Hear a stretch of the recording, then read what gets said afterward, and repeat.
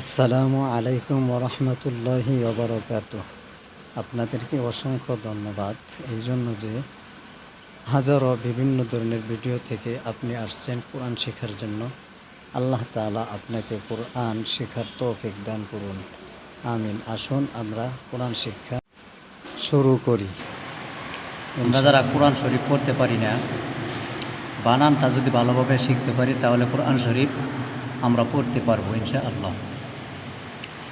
তাহলে যে আলিফের উপরে জবর অথবা জের থাকলে আলিফ হয় না, হামজা হয়ে যায়। তাহলে সাকিন যদি থাকে ডান দিকের হরকত দিয়ে একবার উচ্চারণ হয়, সাকিন থাকলে একবার উচ্চারণ হয়, তাসদীদ থাকলে দুইবার উচ্চারণ হয়।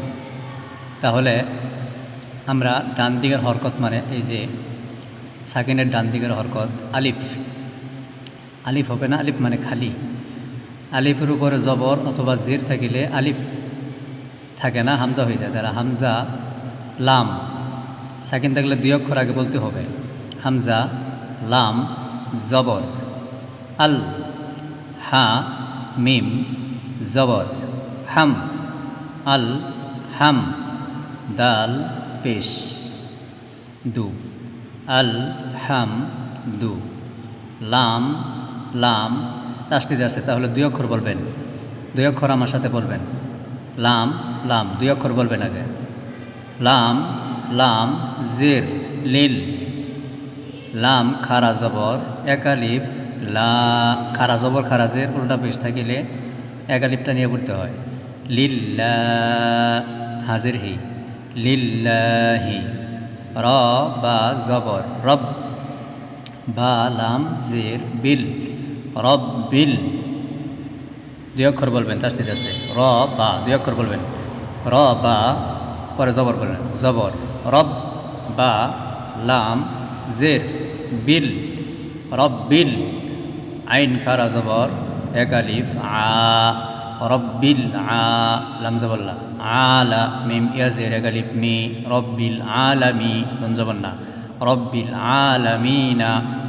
এখানে যদি অক্ফ করি তাহলে তিন আলিফ টান হবে। মদের হরফ তিনটি, আলিফ ওয়াও ইয়া। যদি মদের হরফের পরে যদি অক্ফ করা হয়, মানে এই যে নুনের উপর অক্ফ সাকিন হয়েছে, নুন সাকিন হয়ে গেছে আলামিন, তাহলে নুন কি হলো? সাকিন হলো।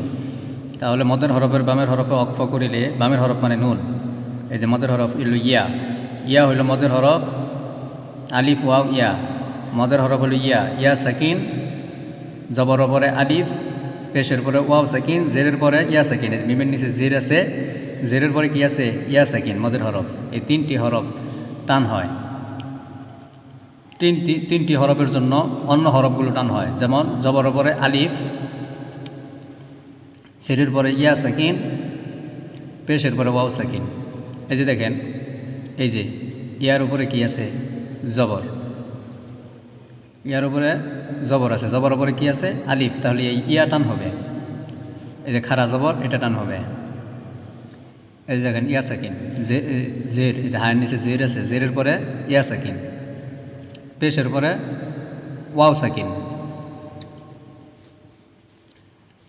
পেশের পরে এই দেখেন দত ওয়াও পেশ দু, পেশের পরে ওয়াও সাকিন, জেরের পরে ইয়া সাকিন, জবরের পরে আলিফ। এগুলো থাকলে টান করিয়ে পড়তে হয়। আর খারা জবর খারা জের উল্টা পেশ থাকলে টান করিয়ে পড়তে হয়। খারা জবর খারা জের উল্টা পেশ থাকলে টান করিয়ে পড়তে হয়। এই হরফগুলি কোনাশের মধ্যে বেশি টান হয়। এছাড়া হরফের ওপর মোটা চিহ্ন এগুলো থাকলে টান করিয়ে পড়তে হয়। তাহলে এটা এই এক আয়াত আমরা বানান শিখলাম। এই আয়াতটা সুন্দর করে আপনারা দেখবেন, শিখবেন। তাহলে এখানে টান হবে, শুধু এই লাম টান হবে, আইন টান হবে, এই মিম টান হবে। কেন?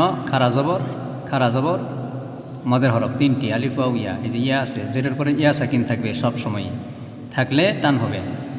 আলহামদুলিল্লাহি রাব্বিল আলামিন। সাদাকাল্লাহুল আযীম। আজকের মতো এখানে শেষ করছি।